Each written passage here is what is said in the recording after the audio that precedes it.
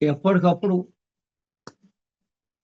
మనం ఎన్నిసార్లు చెప్దామని ప్రయత్నం చేసినా భగవంతుడు గురువు ద్వారా, గురు రూపంలో మనిషి అనేటువంటి వాడు తెలుసు అనేటువంటి భావన, అహంకారం అంటే ఏమీ లేదండి. మన గణపతి అంటే మన ఎదురుగుండానే ఓ గణపతి విగ్రహం ఉంది, ఇంట్లో గణపతి ఉంది, గణపతి తెలుసు అనుకుంటున్నాం మనం. నేను మా గురువు గారి దగ్గరికి వెళ్ళిన తర్వాత జీవితకాలంలో అప్పటికి 2000 అంటే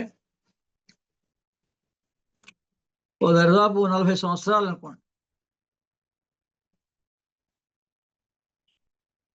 40 సంవత్సరాల వయసులో గురువు దగ్గరికి వెళ్ళిన తర్వాత నేను ఏ పండగ వచ్చినా, ఏ దేవతా స్వరూపం గురించి ఏ మంత్రం తీసుకున్నా నాకు తెలుసు అనేటువంటి భావన పూర్తిగా వదిలేసి మన మనస్సు శూన్యమై ఒక ఆంజనేయ స్వామి స్వరూపాన్ని కానీ, ఈ స్వస్తిక్ స్వరూపాన్ని కానీ, ఈ ఓంకార స్వరూపాన్ని కానీ యావత్ ప్రపంచం కూడా ఆచరిస్తోంది.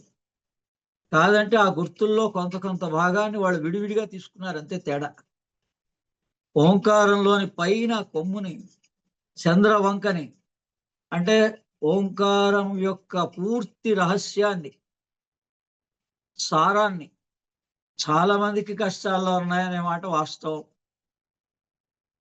మరి గణపతి మంత్రోపదేశం తీసుకోవాలి అనే స్పృహ ఉందా? అయినా భగవంతుడు కరుణామయుడు కాబట్టి, ఆ గురువులు కరుణామయుడు కాబట్టి వాళ్ళు నా ద్వారా ఆ మంత్రం అప్పుడు ఇచ్చారు. ఇప్పుడు ఇంకా వివరాత్మకంగా ఈ రోజున దాన్ని వాళ్ళు ఎంత శ్రద్ధగా ఇది ఉపదేశం అని స్వీకరించి తత్కాలంలో వాళ్ళు స్థూలంగా రావడానికి ప్రయత్నం చేసి, లేదా దాని పరిహారంగా వేరే రూపంగా వాళ్ళు అన్నీ తెలుసు మనిషికి. తెలియనిది ఏం లేదు, కొత్తగా మనం ఏమి వివరంగా చెప్పాల్సిన అవసరం లేదు. ఆటంకాలు సృష్టించేవాడే గణపతి అని చెప్పాం. ఒకవేళ బాగున్నాయన్ని అని అహంకారం పోతే ఆటంకాలు సృష్టించేవాడే గణపతి. ఆయన ఎక్కడున్నాడు? నామాలు చదివాం, అష్టోత్తర నామాలు. అందులో ప్రధానమైన నామాలు విఘ్నకర్తి, విఘ్నహంత్రి. ఇంకా వేరే నామాలన్నీ మీరు గుర్తుపెట్టుకున్నా వెతుకుపెట్టుకున్నా అసలు కష్టం అనేటువంటిది ఎవరి ద్వారా వస్తోంది? గణపతి ద్వారానే. కష్టం అనేది ఎవరి ద్వారా తొలగిపోతుంది? గణపతి ద్వారానే. ఇక మనం నమ్మేటప్పటికి చెప్పాం కదా, మన శారీరకమైనటువంటి పటుత్వము, అహంకారము, బిగుత్వము నాశనం అయిన తర్వాత కానీ మీరే విన్నారు, ఈ మన వాళ్ళ యొక్క అభిప్రాయాలు కానీ, వాళ్ళ సాధనలు కానీ. ఆయన అనిల్ కర్నాటి అనేటువంటి ఆయన పాపం ఇంతమంది మొత్తం మంది పర్సన్స్ లోను అసలు శరణాగతి పొంది నన్ను గురువుగా భావిస్తున్నటువంటి మిగిలిన వాళ్ళు భావించటం లేదా అని అనుకోకండి. ఏదైనా ఫస్ట్ వచ్చినవాడు ఉంటాడు కదా. అందరూ ఫస్ట్ అయితే రాలేరు కదా. ఆయన గతంలో ఎలా ఉన్నారో మానసిక స్థితిని నాతో పరిచయం అయిన తర్వాత, లేదా రామకృష్ణ గారి వీడియోస్ విన్న తర్వాత మానసిక స్థితిలో మార్పు తెచ్చుకున్న మొదటి వ్యక్తి ఎవరు అంటే అనిల్ కర్నాటి. నేను ఆయన్ని ఫేస్గా కూడా చూడలేదు. మామూలుగా ఏదో ఆన్లైన్లో మామూలు వస్తున్నా కూడా నేనేమి ఫిజికల్గా వీడియోగా కూడా వాళ్ళతోటి నేనేమి ఇంటరాక్షన్ అవ్వలేదు. కానీ నేను చెప్పాను కదా, ఆ మనస్సు ఏ స్థితిలో ఉంటుంది, ఏ స్థితిలో ఉంది, మనం ఆ జీవుడికి ఎంతవరకు దోహదపడగలుగుతాం అనేటువంటిది ఇక్కడ కూర్చుంటే తెలుస్తుంది. ఆయన ఏదైతే వ్యక్తపరిచారో అది ఇప్పుడు అందరికీ ఆ స్థితిలో ఉన్నారు. ఆయన స్థితి వేరు, మీలాళ్ళందరిది వేరే. ఆయన ఒక్కడు ఏ పరిస్థితిలో ఉన్నారో గత సంవత్సర కాలం నుంచి ఆయన పరిస్థితి వేరు. మిగిలిన 99 మంది పరిస్థితి వేరు. కానీ ఎప్పుడైనా ఇక మళ్ళీ సారికైనా ఇంకా ఎప్పుడు కూడా మళ్ళీ గతగా మరోసారి గురు పూర్ణమి నుంచి మీరు సవ్యంగా నిజంగా గురుముఖత మనం గనక ఆచరిస్తే మన జీవితానికి ఏ లోటు లేదు. కండక్టరే ఉదాహరణ. మరోసారి ఆ వీడియో వినండి. ఒక సామాన్యస్తుడు రోజు పొద్దున్న సాయం దాకా బిజీలో ఉండి నానా రకాల వాళ్ళతోటి నానా ఇబ్బందులు పడి ఇక వాడు దూషించేవాడు ఉంటాడు, కోపగించుకునేవాడు ఉంటాడు, చిరాకు పడేవాడు ఉంటాడు. అటువంటి అట్మాస్ఫియర్లో మనకి ఈ తత్వబోధ ఎలా కలుగుతుందండి? మనం ఏమడుగుతున్నాం? మొదటిసారి మనతో మాట్లాడినప్పుడు ఎంతో ప్లీజ్గా మాట్లాడి మాయ అంటే ఏమి లేదండి, ఇంతే. నేను కూడా భ్రమలోనే ఉంటా. ఏదో వాళ్ళు మాట్లాడారు కదా, వీళ్ళంతటి ఇంట్రెస్టెడ్ పర్సన్స్ పాపం నాకేదో జిజ్ఞాసగా దొరికారు, పాపం వాళ్ళకి ఏదో ఈ సబ్జెక్ట్ చెప్పచ్చు అని నేను చాలా భ్రమలో చాలాసార్లు అమ్మవారు అందుకనే ప్రతి వీడియోలో కూడా నా ద్వారా వచ్చిన వీడియోలో కూడా నాకు సందేశం ఇస్తారు. నేను అది గమనిస్తూ ఉంటా. అంటే అక్కడ మాట్లాడేసి వచ్చిన తర్వాత మళ్ళా నా వీడియో నేనే వింటా. ఇందులో నాకేం సూచన ఇచ్చారు అనేది నేను గ్రహించుకుంటా. చాలా స్పష్టంగా చెప్పాను నేను రాత్రి కూడా. మనందరం కూడా అనేక రకాలైన ఇబ్బందుల్లో ఉన్నాం. శారీరక, మానసిక, ఆధ్యాత్మిక 3 రకాలే ఉన్నవి. అంటే ఆధ్యాత్మిక అంటే తెలుసు కదా, ఏంటి భ్రమ అంటే? గణపతి అంటే తెలుసు, మనకి ఎప్పుడో తెలుసు. ఆంజనేయ స్వామి అంటే ఎప్పుడో తెలుసు. ఒక దీపావళి వస్తుందంటే అమ్మవారిని ఎలా పూజ చేసేయాలి మనకు ముందే తెలుసు. నవరాత్రులు వస్తున్నాయంటే ముందే తెలుసు. ఇంకా అన్నీ తెలిసిన తర్వాత మనం ఇప్పుడు క్లాస్లో చెప్పాల్సిన పనే ఉంది, వినాల్సిన పనే ఉంది. కొత్తగా తెలుసు అనే భావన ఉన్నప్పుడు గాయత్రి మాకు ఎప్పుడో తెలుసు అని మా గురువు గారు చెప్పేశారు. అంతా అయిపోయింది. అంతా అయిపోయాక శారీరకమైన ఇబ్బంది ఎప్పటి నుంచి పడుతున్నాం? మొహమాటం లేకుండా శారీరక ఇబ్బంది ఎంతకాలం నుంచి పడుతున్నాం? ఎంతో మంది గురువులను ఆశ్రయించాం, దేవతా సాక్షాత్కారాలు కూడా కలిగాయి. కానీ ఆ దేవత వచ్చి ఈ నొప్పిని తీయలేదు.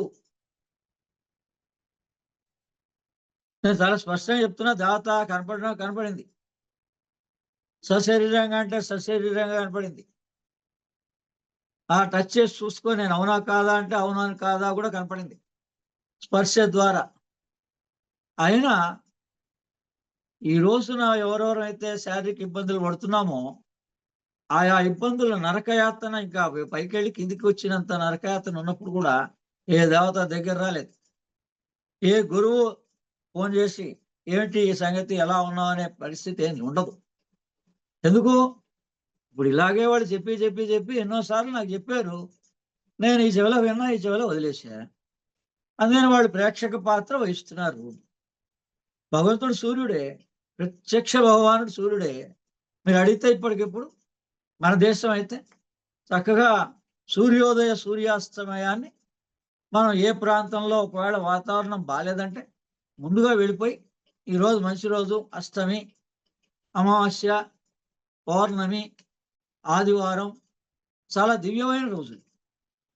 నేను ఇప్పటి నుంచైనా ఇంక మళ్ళీసారి మన టైం టేబుల్ చెప్పాం కదా, మన క్యాలెండర్ ఎప్పటి నుంచి స్టార్ట్ అవుతుంది? గురు పూర్ణిమ నుంచి. మనందరం కూడా నాతో సహా, నేను మిమ్మల్ని ఎప్పుడు కూడా అనుకోకుండా నేనే పొరపాటు చేస్తున్నానని భావించండి. నేను నాకే వర్తిస్తుందని భావించండి. కానీ నేను జ్ఞానోదయం పొందా, అప్పుడు పొందా, ఇప్పుడు పొందా. మరోసారి అంటే టైం టేబుల్ ఏంటి అంటే, గురు పూర్ణిమ, గురువుగా భావించిన గురువు దగ్గర ఆ రోజు తప్పనిసరిగా ఉండి తీరాలి. లేదా ఆ కార్యక్రమానికి ఎంత దూరంలో ఉన్నా, ఎంత దివ్యంగా గురు పూర్ణిమ సెలబ్రేషన్స్ చేయడానికి వీలవుతుందో అంత ఘనంగా మనం గురువుని గనక ఆశ్రయించి చేయగలిగితే సాక్షాత్ వెంకటేశ్వర స్వామి గాని మనం ఎవరిని భగవంతుడుగా అనుకుంటున్నామో ఆ భగవత్ స్వరూపం గురు రూపంలో వచ్చి తీరుతుంది. సర్వదేవతా స్వరూపం ఆషాఢ పూర్ణమి రోజున గురు స్వరూపంలో వచ్చి తీరుతుంది. ఇంకా గురుతోటే మనకు కాంటాక్ట్ లేనప్పుడు ఇంకా మనం ఏం చేసినా కూడా వేస్టే. అక్కడి నుంచి ఆరంభం మన క్యాలెండర్. మనకేం ఉపదేశం చేశారో, మనకి ఏ మార్గనిర్దేశం చేశారో అది ఆ సంవత్సర కాలం కూడా గతాన్ని ఒకసారి స్మరించుకుంటే మనం ఆ 360 రోజులు వాళ్ళు చెప్పినట్టుగా వ్యవహరించలేదు ఎవడైనా కానీ. అందుకని ఆ పొరపాటు గ్రహించి ప్రతిసారి మళ్ళోసారి గురు పూర్ణిమగా ఎందుకు వస్తోందంటే ప్రతి మానవుడు తప్పు చేసేవాడే. మానవుడు అనేటువంటి వాడు మానవ సహజం. 360 రోజులు ఇలా చేసుకోవచ్చు చాలా సులభంగా అని ఎంత సులభంగా వాళ్ళు పైనుంచి రీసెర్చ్ చేసి అందించినా మన మనస్సు ఏదో ఒక కారణం చెప్పి అబద్ధం చెప్పి మరి మొదట అంత ఇంట్రెస్ట్ లేనప్పుడు గంట సేపు ఎలా మాట్లాడతారు? ఒకళ్ళు గారు ఎవరో అనుకోండి, అనామకులు అనుకోండి, గంట సేపు మన టైం వేస్ట్ చేసి నిజంగానే ఇంట్రెస్ట్ ఉన్నట్టుగా నిజంగానే అంతా నటిస్తారు. తీరా వ్యవహారం దగ్గరికి వచ్చేటప్పటికల్లా, సాధన దగ్గరికి వచ్చేటప్పటికల్లా చేయలేమండి. ఏదడుగు చేయలేం. అదే విఘ్నాలన్నీ ప్రతిసారి వస్తూనే ఉన్నాయి, అందరికి వస్తూనే ఉన్నాయి. ఇంత రకమైన ఉపద్రవాలు ఎందుకు వస్తున్నాయి అని మనం ఆత్మ పరిశీలన చేసుకోవటం లేదు. మళ్ళీ కలిపితే అన్ని కష్టాలు. మరి కష్టాలు తీరడానికి గురు పూర్ణిమ రోజు ఉంది. నువ్వు ఆ రోజు మిస్ అయినావు, వెంటనే ఆ రోజు ఏం చేయాలి? నువ్వు ఉదయం మిస్ అయితే సాయంత్రం మిస్ అయితే మరో రోజు. చాలాసార్లు చెప్పా. ఆ గురు పూర్ణిమ వల్ల మళ్ళీ నెక్స్ట్ గురు పూర్ణిమ అలాగే భావించండి. ఆషాఢ పూర్ణమి కాదు కదా. భగవంతుడు కరుణామయుడు, పరమ గురువులు కరుణామయుడు. మరి ఆ మాటల్ని క్రిస్టియన్లు పట్టుకుంటే వాళ్ళు ఈ రోజున వరల్డ్ బ్యాంక్గా పెట్టుకున్నారు. ఏముంది వాళ్ళ స్లోగన్స్? నేనున్నాను మీకెందుకు, మా యేసు ప్రభు కరుణామయుడు, మీ ఏ దేవతలు కూడా ఇలా మిమ్మల్ని కాపాడలేరు. చక్కగా ఎంతకాలం ఇప్పుడు రాసి తీసి సారాంశాన్ని ఎవరు వినకపోతే ఏ గణపతిని మనం ఆరాధిస్తున్నామని మనం అనుకుంటున్నామో ఆ గణపతి యొక్క తత్వాన్ని ఇతర మతస్థులు ఆచరిస్తున్నారు. భగవంతుడు గొప్పనా, భగవత్ తత్వం గొప్పనా అంటే శాస్త్రమే చెప్తుంది తత్వమే గొప్పది. అయిపోయింది కదా, అర్థమైపోయింది మీకు. మనం ఎంత అంధకారంలో ఉన్నాం, అజ్ఞానంలో ఉన్నాం, ఆ ఓంకారం యొక్క పై కొన ఏదైతే ఉందో అది మా గురువుగారు పుస్తకంలో రాశారు. చాలా వివరాత్మకంగా ఆ ఒక్కొక్క ఫిగర్ని, ఓంకారం యొక్క ఆ గుర్తులో ఏ రహస్యాలు ఉన్నాయి. అందుకని గణపతి అంటే ఓంకారం అనుకోండి పంచన్న. సాధ్యమైనంత వరకు ఆ తత్వాన్ని బోధించే ప్రయత్నం చేస్తూనే ఉన్నాం. పట్టుకోవడానికి మీరు ప్రయత్నం చేయండి.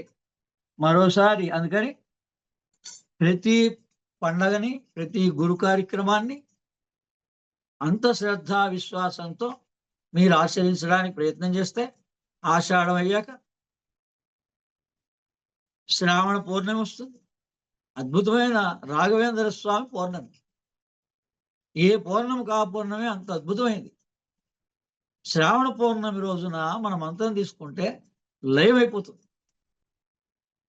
మంత్రాలయం అంటే అది అర్థం. ఆయన కరుణా కటాక్షాలన్నీ ఉన్నాయి. నేను అవన్నీ నాకు ఆ గురువులంతా కూడా చాలా అత్యంత ప్రీతిపాత్రులు. వాళ్ళందరికీ గురు సేవ చేసుకున్నా. నన్ను ఎప్పుడు కూడా అటువంటి మాయ నుంచి తక్షణమే కాపాడుతూనే ఉంటారు. మాయలో పడని పీఠాధిపతి లేడు, మాయలో పడని షిరిడి సాయిబాబానే నన్ను మాయ వదలటం లేదని రాసుకున్నాడు జీవిత చరిత్రలో.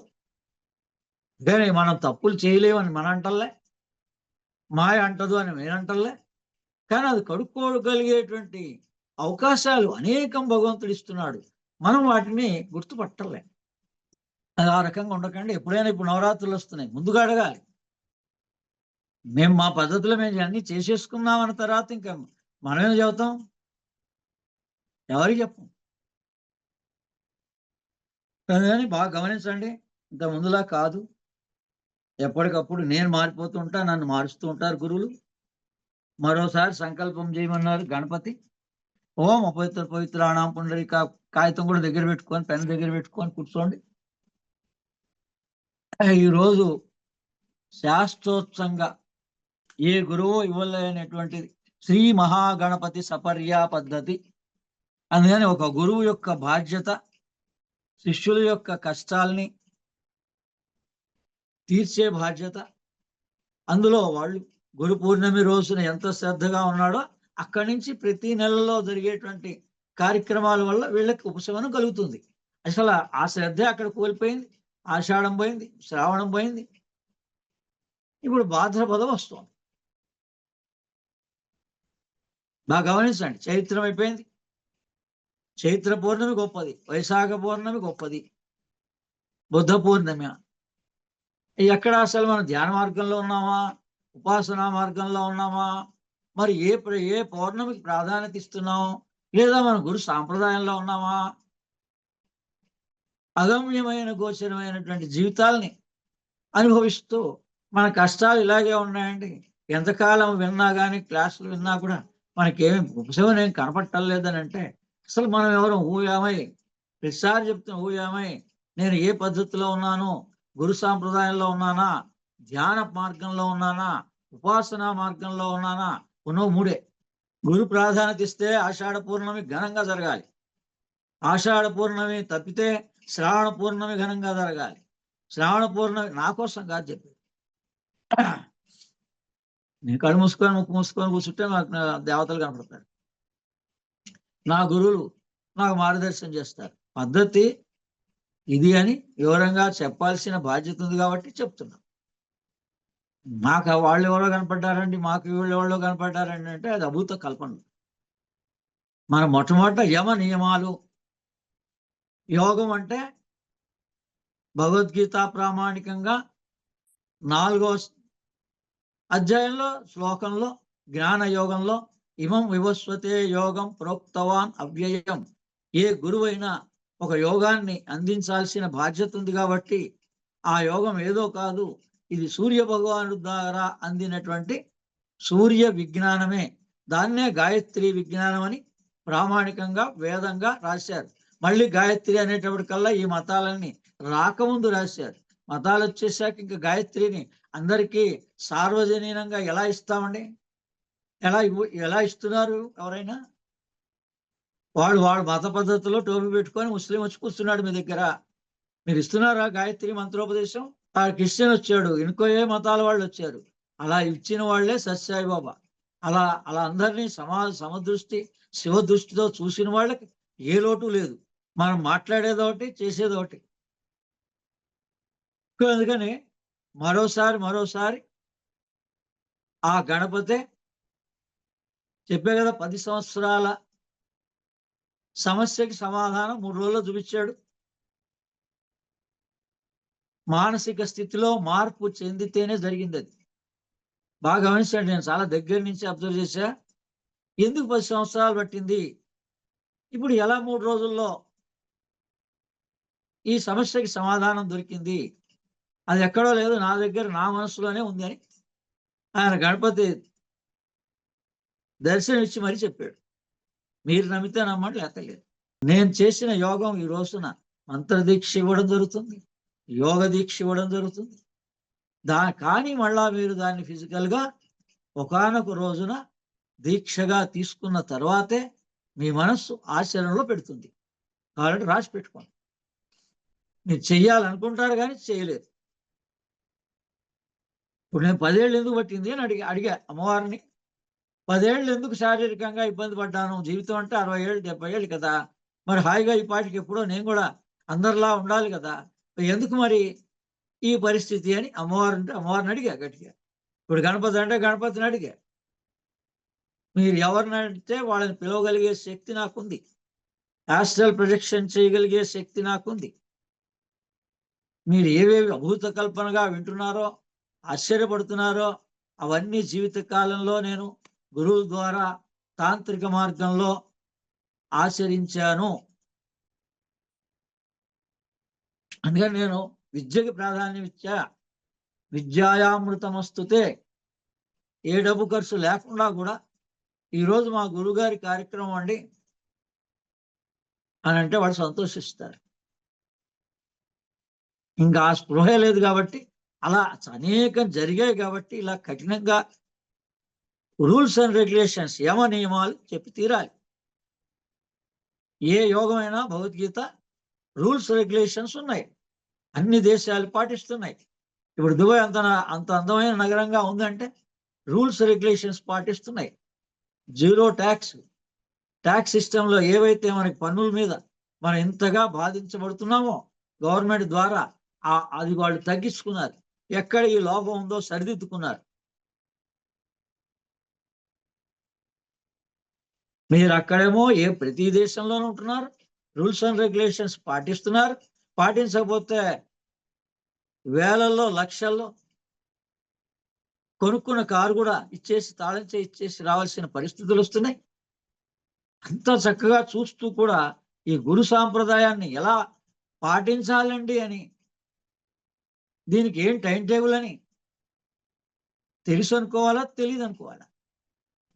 అందుకే చాలా స్పష్టంగా మీరు ఉపాసనా మార్గంలో ఉన్నారా, లేదు ధ్యాన మార్గంలో ఉన్నారా, పూయామై మీ కష్టాలనే ఉపాసనా మార్గంలో అమ్మవారిని ఆశ్రయించండి. దీపావళి అమావాస్యగా భావించి మనం ఆ అమ్మవారిని గనక, ఆ అమ్మవారి పూజ కానీ యజ్ఞం కానీ హోమం కానీ ఆచరణ చేస్తే మళ్ళీ తిరిగి దీపావళి వచ్చే లోపల మనకి వైభవాన్ని పట్టిస్తుంది. ఆ విధమైనటువంటి రూల్స్ని పాటించాలన్న వాళ్ళు ఈ భారతదేశంలో మార్వాడీస్. పాత లెక్క తీసేసి కొత్త లెక్క తీసుకుంటారు. ఎలా ఉండాలో లాభం పొందిన వాళ్ళు ఉంటారు, నష్టం జరిగిన వాళ్ళు ఉంటారు. కానీ వాళ్ళు బయట వాడికి మాత్రం నేను ఇబ్బందిలో ఉన్నానని కనపడరు.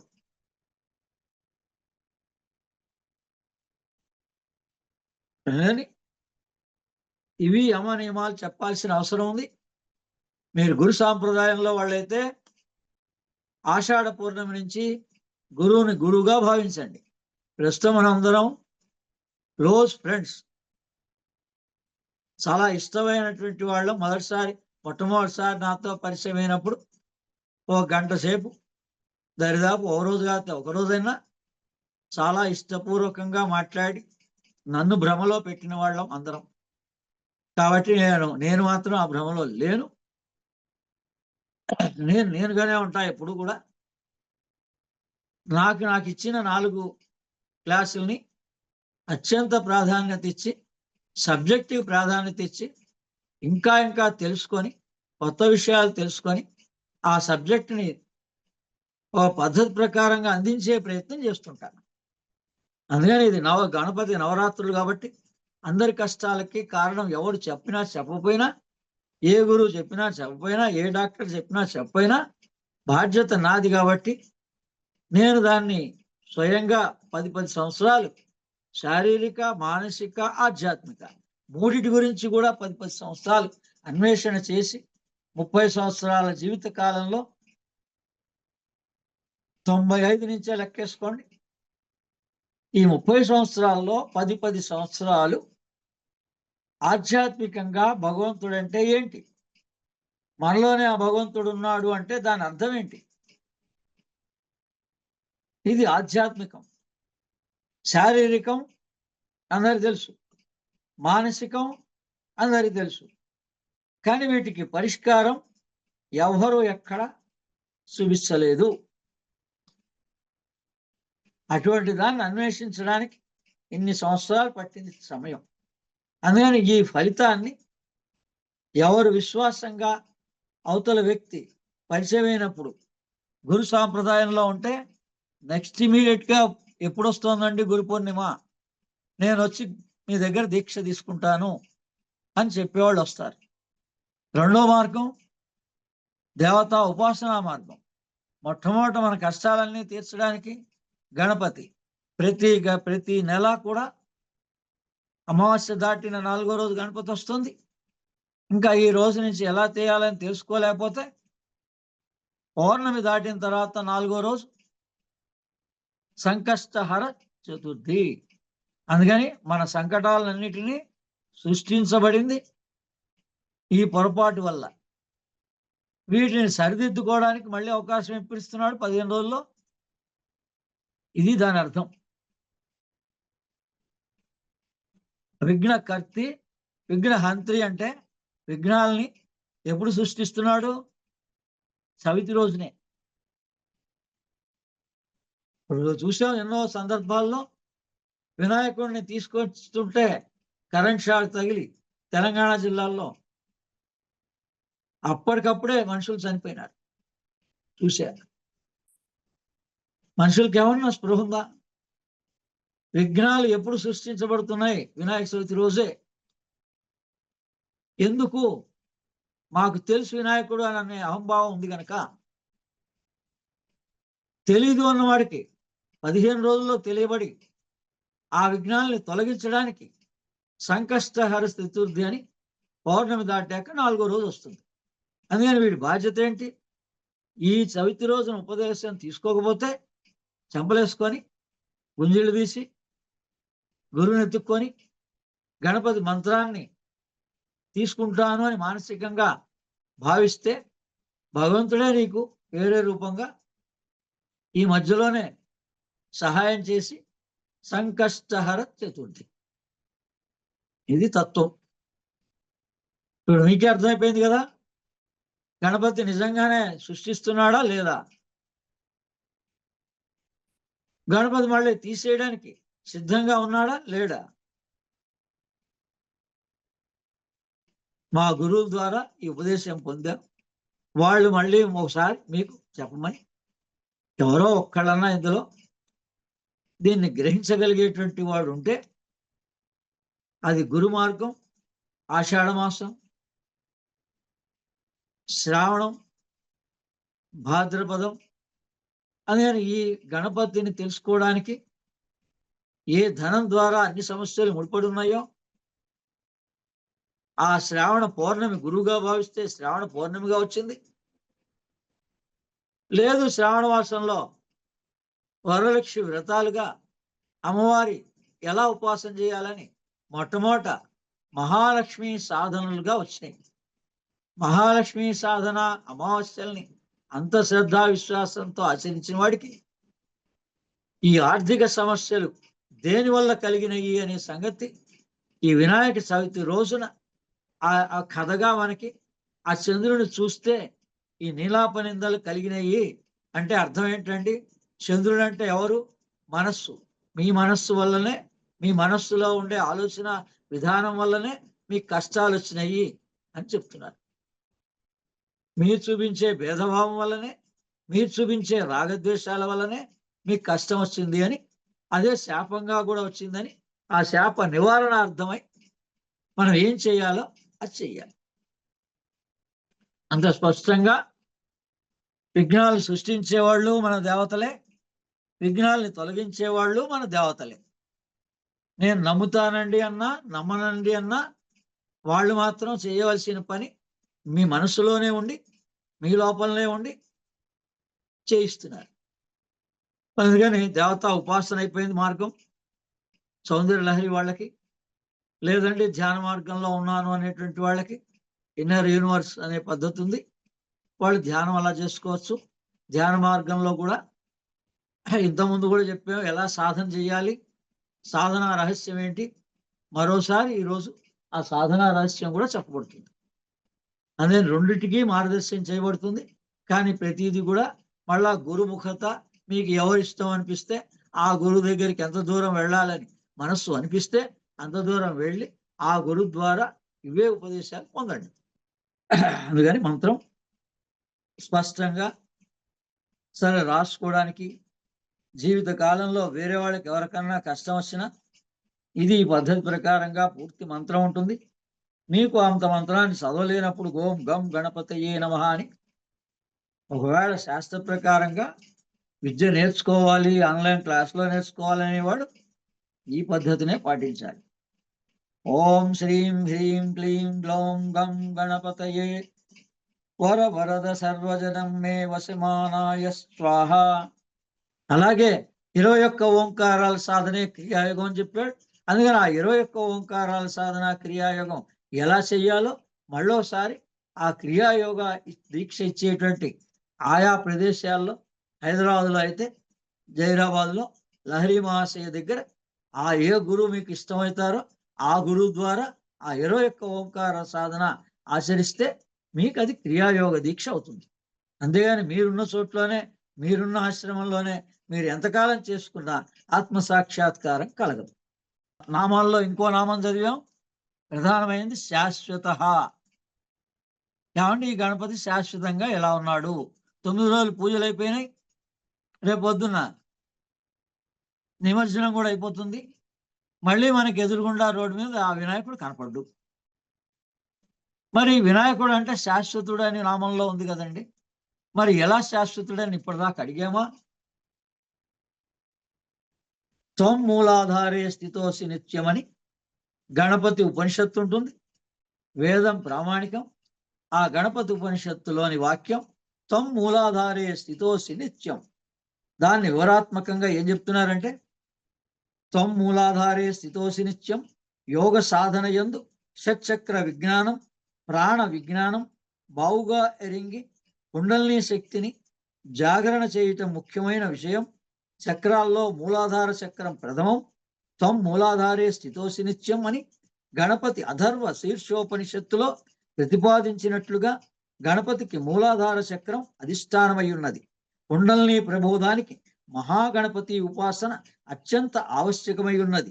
యోగ శాస్త్ర గ్రంథములు షట్చక్రములను వివరించుచు అందలి దళములను, ఆ దళముల యందలి అకారాది క్షకారాంతం గల అక్షర వివరములను వివరంగా వివరించి ఉన్నది. అందులో హంస, అజప, గాయత్రి, మరి గాయత్రి పరివార్ రామ్ శర్మాచార్య చెప్పి ఆయన పుస్తకాల్లో ఉంది హంస గాయత్రి. అందుకని రామకృష్ణ మాస్టర్ గారు కూడా చీరాల వాడరేవులో 2000 సంవత్సరంలో ఈ రాబోయే గ్రహణం ఎలా వస్తుందో ఇటువంటి గ్రహణం 25 సంవత్సరాలకు ఒకసారి వస్తుంది. అందుకని 25 సంవత్సరాల క్రితం నేను మా గురువు గారి దగ్గర, విశ్వం గారి దగ్గర ఇదే క్రియాయోగ దీక్ష మంత్ర దీక్ష తీసుకోవడం జరిగింది. ఇదే రామకృష్ణ మాస్టర్ గారు చీరాల వాడరేవులో అప్పటికే 3 రోజుల శిక్షణ ఇచ్చి 9 రోజులుగా ఇచ్చి పాపం ఆ మహానుభావుడు ఓం పరమహంసాయ విద్మహే మహాహంసాయ ధీమహి తన్నో హంస ప్రచోదయాత్ హంస గాయత్రి అజప గాయత్రి మంత్ర దీక్ష ఇచ్చారు. కానీ దాన్ని ఆయన ఇచ్చిన ఓ సూచన అఖండ గురుసత్తా మనది. మీరు మళ్ళీ ఒకసారి ఆ క్రియాయోగ పరమశ యోగానంద లహరి మహాశయ మార్గంలో ఎవరున్నారో వాళ్ళ దగ్గరికి వెళ్ళి మీరు ఈ క్రియాయోగ దీక్ష తీసుకోవాలి అని చెప్పారు. నిజమైన ఆత్మ సాక్షాత్కారం ఏంటో, అసలు ఆత్మ అంటే ఏంటో, ఆత్మ జ్ఞానం అంటే ఏంటో చివరే మరణంగా పొందకూడదు. ఒక కండక్టర్ మనకి బుద్ధి చెప్పాల్సినంత పరిస్థితిలో మనం ఉన్నాం. ఎంత స్పష్టంగా చెప్పాడు. తన కుమారుడు గతంలో అయితే చనిపోయినాడండి, ప్రస్తుతం నన్ను అడిగితే దేహాన్ని వదిలేశాడు. ఇది ఆత్మజ్ఞానం. ఆ స్థితిలో మనం అందరం ఉన్నామా? మన కుటుంబాల్లో ఉన్నవాళ్ళు పోయిన వాళ్ళని ఏం మాట్లాడుతున్నాం? దేహం వదిలేశారని అంటున్నామా? మరణించారని అంటున్నామా? మీ ఆత్మజ్ఞానం ఏ స్థితిలో ఉందో మీకు తెలిసి కూడా ఈ గాయత్రి మంత్రాల్ని, మృత్యుంజయ మంత్రాల్ని మరి వాళ్ళకి ఎందుకు సహాయ సహకారాలు అందించలేకపోయినారు? మీ దగ్గరలో వాళ్ళని హాస్పిటల్లోనే ఎందుకు మరణం పొందేదాకా చూస్తూ ఊరుకున్నారు?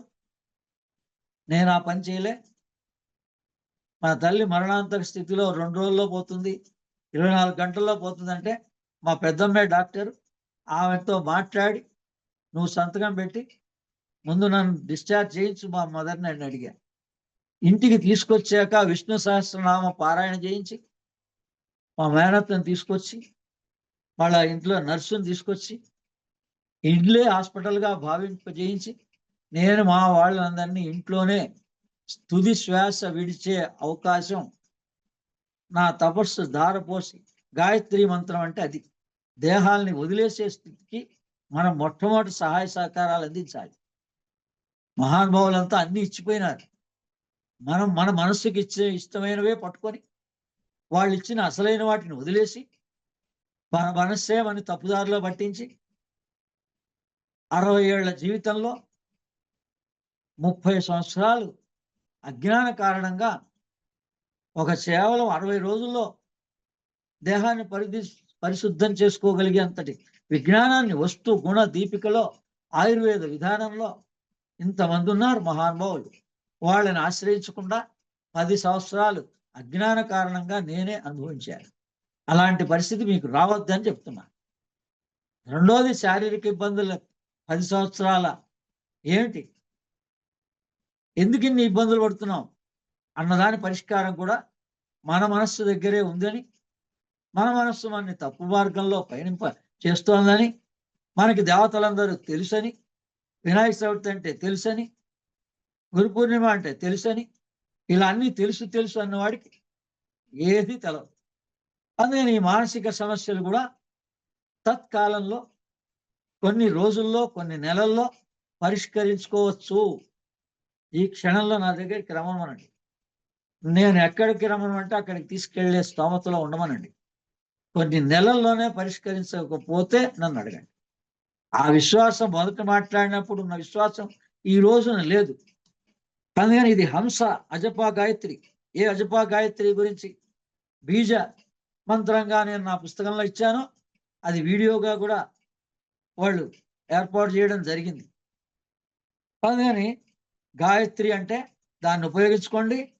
దాని ద్వారా మీరు మీ దగ్గరలో ఉన్నటువంటి వాళ్ళకి ఉపశమనం కలిగించండి. అన్ని విషయాలు జ్ఞానంగా అందజేయబడుతూనే ఉన్నాయి. మీలోనే చలనం లేదు. దేనికి చెయ్యే ఎత్తడానికి ఈ జాయింట్, ఇక్కడ లాక్టిక్ యాసిడ్ ఉన్న కారణంగా మీరు ఎక్కడ ఏ ప్రాంతంలో ఉన్నా నేను అడగంగానే చెయ్యి ఎందుకు ఎత్తలేకపోతున్నారు అంటే, లాక్టిక్ యాసిడ్ మీకు ఈ జాయింట్స్లలో ఉన్న కారణంగా అమినో యాసిడ్స్ లేకపోతే వేరేవి అసలైన సైంటిఫికల్ ఇన్ఫర్మేషన్ తెలుసుకోలేక మీ జాయింట్స్ పెయిన్స్ని మీరు నివారణ చేసుకోలేక అలాగే కొనసాగిస్తున్నారు. అందుకని మీరు పాపం ఆ బాధతో ఉండి నేను ఏది అడిగితే అది చేతులు ఎత్తలేకపోయినారు. తర్వాత జ్ఞానాజ్ఞానములు మిళితమైన ప్రపంచమునందు నీళ్లు అనేది అజ్ఞానాన్ని విడిచి పాలు అనేది జ్ఞానాన్ని విడదీయమని ఈ హంస చెప్తోంది. అందుకని ప్రతిదినము కూడా సూర్యోదయంలో ఆరంభించి 24 గంటల్లో ప్రతి జీవుడు 21,600 శ్వాసల్ని పీల్చుకొంటున్నాడు. అదే హంస అనేడు అజపా గాయత్రి మంత్రం. దీన్ని బాగా గమనించండి. గురు ముఖత, దీన్ని మర్మం ఎరింగి ఆయా చక్రాల యందు ఆయా వేళల్లో అజపా గాయత్రి మంత్రాన్ని క్రమంగా అనుష్ఠించి పరమహంస స్థానాన్ని ప్రతి జీవుడు పొందగలడు. మీ గురు ద్వారా ఈ స్థాయిని పొందారో లేదో మీరు ఆత్మ పరిశీలన చేసుకొని, ఎవరో పరమహంస, రామకృష్ణ పరమహంస, ఆయన కాళీదేవత కనపడింది, మీకు కూడా కనపడుతుంది. మీ జన్మ కూడా దేవతా సాక్షాత్కారం కలగాలి. ఈ దేవతా రహస్యం తెలవాలి. దేవతలే మనకి కష్టాలు కలిగిస్తున్నారు అంటే దేవతా శక్తి కలిగిస్తోంది మన లోపల. ఈ కింది విభాగంలో ఉన్నవన్నీ మన అజ్ఞాన కారణంగా, ఇక్కడ బాగా స్పష్టంగా చెప్పాడు, మన అజ్ఞాన కారణంగా మనం ఏ పదార్థం తినాలో, ఏ పదార్థం ఎప్పుడు స్వీకరించాలో యమ నియమం పాటించడం, తమ ఇష్టానుసారంగా ప్రవర్తించి ఈ 3 చక్రాలని అధ్వాన స్థితిలో ఉంచుకొని I'm interested on Kriya Yoga, I'm interested on Shri Vidya అంటే there is no use at all. అందుకని ఈ తత్వం గొప్పగా ఉంటుంది. ఇది పరమ ప్రామాణికంగా గణపతి అథర్వ శీర్ష ఉపనిషత్తులో ఉన్నటువంటి విషయాన్ని ఈ గణపతి తత్వంగా మళ్ళా రేపటి తర్వాత మీరు గణపతిని మళ్ళీ వచ్చే ఆదివారానికి మర్చిపోతారు. 9 రోజులు కూడా దాటిపోతాయి. వినగలిగిన వాడు అదృష్టవంతుడు. దీన్ని జాగ్రత్త పెట్టినటువంటి వాళ్ళు అదృష్టవంతులు. వేరే వాళ్ళకి అందజేస్తే రాబోయే కాలంలో వాళ్ళన్నా విని వాళ్ళన్నా ఒక సక్రమమైన మార్గంలో పయనిస్తారని ఆశిద్దాం. గురుముఖత దీని మర్మం ఎరింగి ఈ విధంగా అజపా గాయత్రి మంత్రాన్ని క్రమముగా అనుష్ఠించి పరమహంస స్థానానికి ప్రతి జీవుడు పొందగలడు అని పరమహంసోపనిషత్ ఒక్కాణించుతున్నది. షట్ చక్ర వివరణ, అజపా గాయత్రి, అజపా సమర్పణ, మూలాధార చక్రం, మూలాధారం యొక్క కపాలం వరకు వీణాదండం వలె బ్రహ్మదండి లేక మేరువు అనే పేర్లు గల వెన్నెముక యందు సుషుమ్నా నాడి గతమైన హంస జీవుడు సంచరించుచుండును. మొదటిదైన మూలాధారం భూమికి స్థానం. అపరంజి వన్నె కలదై నాసికకు కారణమై దానికి వినాయకుడు.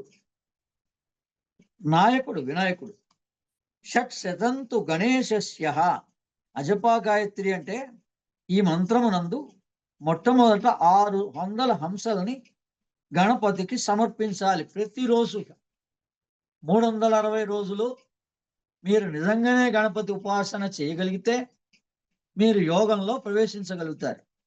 క్రియాయోగ దీక్ష తీసుకోవాలి అనే సంకల్పం మీ బుద్ధిలో సిద్ధి బుద్ధి వినాయకుడు అంటే మీరు సిద్ధి పొందాలి అంటే మొట్టమొదట మీ కష్టాలని మీ ఇష్ట దేవత ద్వారా నివారణ చేసుకొని తత్కాలంలో క్రియాయోగ దీక్ష తీసుకొని మీలో ఆత్మ సాక్షాత్కారాన్ని పొంది ఉద్ధరేత్ ఆత్మాన ఆత్మని ఈ జన్మలో ఉద్ధరింపబడండి. మీరందరూ ఈ మొత్తం కోర్సుకి కొన్ని సంవత్సరాల్లో పూర్తవుతుంది.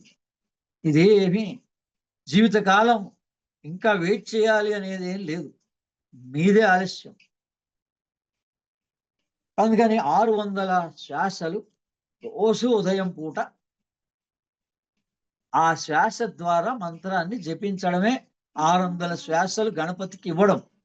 తర్వాత స్థిర సుఖ ఆసనంలో కూర్చొని ఈ శ్వాసని దీర్ఘంగా మూలాధారం దాకా ప్రయత్నం చేయండి. ఏ రోజైతే అక్కడ దాకా వచ్చిందో ఆయన అనుగ్రహం మీకు కలిగినట్లు. ఆయన తేలిగ్గా వెంటనే రాదు. మీరే గమనించుకోండి, మీ శ్వాస ఎక్కడి వరకు వెళ్తోంది, ఎక్కడి వరకు వస్తోంది. అది ఓం గం గణపతి అని అంటారా, లేదా ఈ మొత్తం మంత్రాన్ని అంటారా? ఏదైనా మంత్రం ద్వారా శ్వాసని తీసుకోవాలి. ఇది హంస జపం, శ్వాస ద్వారా మంత్రాన్ని జపించడం. ఇది కూడా యాక్చువల్గా దీక్ష తీసుకున్నప్పుడే ఇవ్వాలి. నా సమయం ఎక్కువ లేదు కాబట్టి మీరు కూడా చేయగలిగితే కేవలం ఇది ఎక్కడుంది మీకు, మీ మనస్సు మారితే, మానసిక స్థితిలో మార్పు వస్తే మీరు చేయగలుగుతారు. ప్రతి మనిషి సహాయ సహకారాలు అందించగలుగుతాడు. కూర్చున్న చోట్లోంచే అందిస్తున్న వాళ్ళు ఉన్నారు, 10 మంది ఉన్నారు చాలు. నాకు వేరే ఏమి అపోహలు కానీ ఏమి లేవు. కావాల్సిన అన్ని పనులు అమ్మవారు సాక్షాత్కరించి దిగొచ్చి, మహావతార్ బాబాజీ దిగొచ్చి దర్శనమిచ్చి, లహరి మహాశయ విగ్రహ ప్రతిష్ఠ రోజున మహావతార్ బాబాజీ, లహరి మహాశయ, పరమహంస యోగానంద ముగ్గురు గురువుల రూపేణ సాక్షాత్కరించడం జరిగింది. ఈసారి నుంచి క్రియాయోగం కానీ ఓంకార దీక్ష కానీ ఎవరైనా అడిగితే లహరి మహాశయ విగ్రహం దగ్గరనే ఇవ్వడం జరుగుతుంది. ఎక్కడ పడితే అక్కడ ఇవ్వడం జరగదు. ఎవరు క్రియాయోగ మార్గంలో ఉన్నారో వాళ్ళు తిరిగి ఆ మార్గంలో అక్కడే వాళ్ళ కార్యక్రమాల్ని నిర్వహించవలసి వస్తుంది. లేదా అమావాస్య సాధన చేసేవాళ్ళు మీ ఇష్టం. ఇక